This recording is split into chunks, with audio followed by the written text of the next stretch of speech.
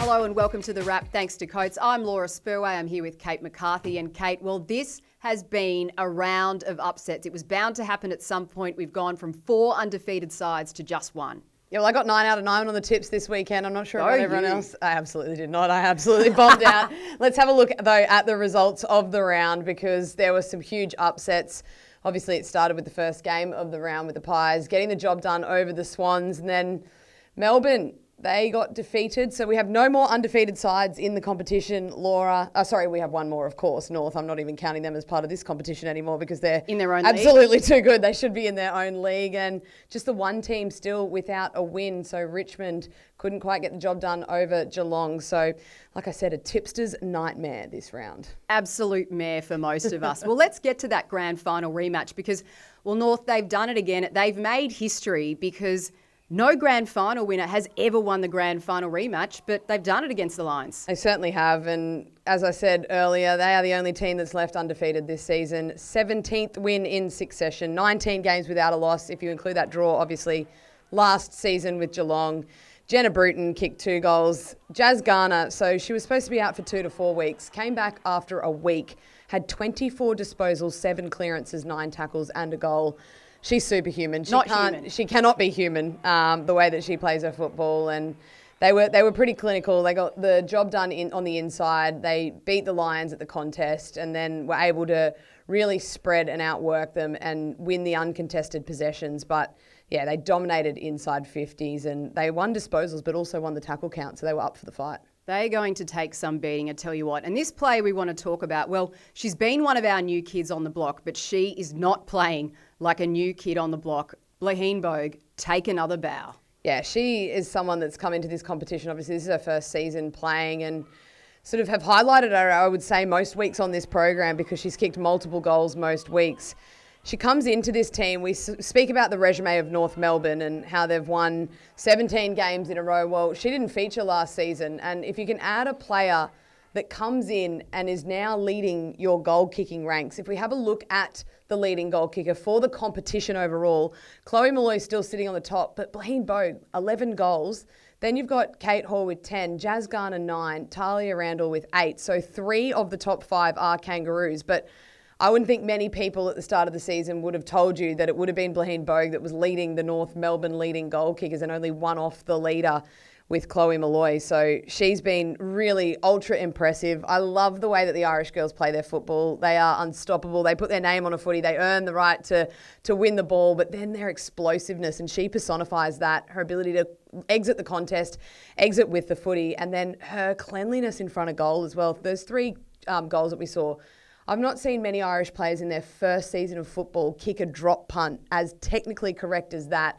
So whoever's taught her how to kick a footy, whether it's at North Melbourne or some of her teammates that have come across, they have executed that to perfection. Yeah, they get sent the Sharons over to Ireland, get told, off you go, have a crack, and then they don't really get a go until they come here. So it's so impressive. There is a sour note though. Geez, this has been around for injuries as well, hasn't it? And we saw some in this game. Ellie Hampson, one of them. Yeah, it was a big injury. It's still unclear whether it's shoulder or collarbone for Ellie Hampson. It sort of looks like it could be either of the two, but she was in a whole lot of pain and I suspect she'll go off for scans on that. But it was the co-captain as well. The vice-captain, Nat Grider, also suffered a concussion early in this one. And it wasn't just the Lions that suffered some injuries. Vicky Wall out late in the game with an elbow and Taylor Gatt didn't play any of the final term with an ankle. And we are going to see some of the injuries start to mount across this round. The Lions, probably the shining light. Courtney Hodder, 19 disposals, 7 tackles and 6 clearances. Played a large chunk of time through the midfield and contributed all she could to that game. Well, if we head over to the Western Derby, and it's amazing there weren't more injuries in this game because the weather was absolutely horrendous. Well, it was sideways rain. It was, if you were there, kudos to all of the people that went to this game because there was actually quite a good crowd and Respect. These conditions were trying at times. Have a look at this boundary throw in, the way that the wind just took that. I mean, it was a 7-point win to Fremantle, so they keep their Derby streak alive, 7-0 to them. So West Coast still yet to win that elusive Western Derby. But West Coast, they probably just didn't adapt to the conditions as quickly as Fremantle did. And then Olalali, who ended up going on to win the medal, she was very, very good early in the game, had 24 disposals, 6 inside 50s, 8 intercepts and a goal. And just seeing some of the scoreboard impact that the Fremantle players had. This one, a huge mark from Mim Strom, sent the ball back inside forward 50, and Hayley Miller, this is actually a drop kick, so she didn't quite get the handle on the footy, ended up being the match winner. And awesome scenes as we see Orla Lally collect her Derby medal from Andrew Dillon, and then, as I said, still undefeated in the Western Derby since the West Coast Eagles have come into this one, the Fremantle Dockers. So important for them to snap that 3-game losing streak as well. Had a few tough weeks. North Melbourne, Brisbane had some big losses to those two teams and have sort of steadied the ship now with that win. And Dills with the slick back hairdo in the wet, standing out there. Not kind to anyone, that condition. Not at all. Well, let's go to the Battle of the Birds now, Hawthorn and Adelaide. And Adelaide, look, they got the job done. They stop Hawthorn's unbeaten run. They used the kick mark game to great effect in the wind at Frankston. Yeah, they did. They were able to just control the footy through marks. So Hawthorn only took 19 marks for the entire game. None of those were contested, so they weren't able to get their game going. They got beaten on the spread by the Crows.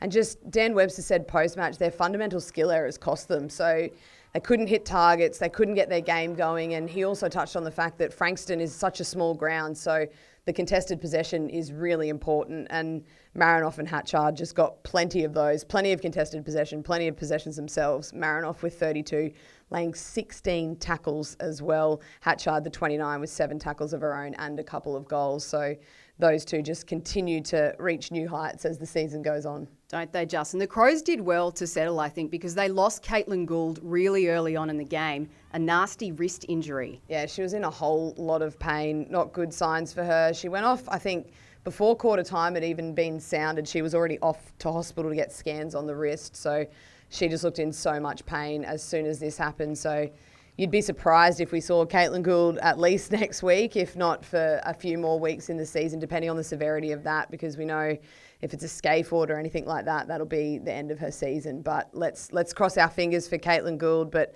just a big key pillar in their forward line to lose. Now, the Hawks to this point were undefeated, but they had really slim winning margins over most of the sides that they faced. So to me, they were one of those undefeated sides that probably didn't deserve to have that mantle, and you've got some concerns with their scoring. Yeah, I think looking at that sort of, I mean, that the average scores are obviously up this season, but the concern for me, first of all, inaccuracy, but a couple of those games have been completely windswept venues, so you've got to give them some leeway for that. Yep. Round 2, Frankston, and round 4 up in Cairns, where there was wind blowing absolutely everywhere. I thought they got their game back on track last week against the Saints. They were able to move the ball more freely, but for me, it's the comparison to last year. So last year, as you can see, in 2024, they averaged 7.3 goals per game, which was ranked second in the competition, only behind the Kangaroos. And we know how attacking they were last year.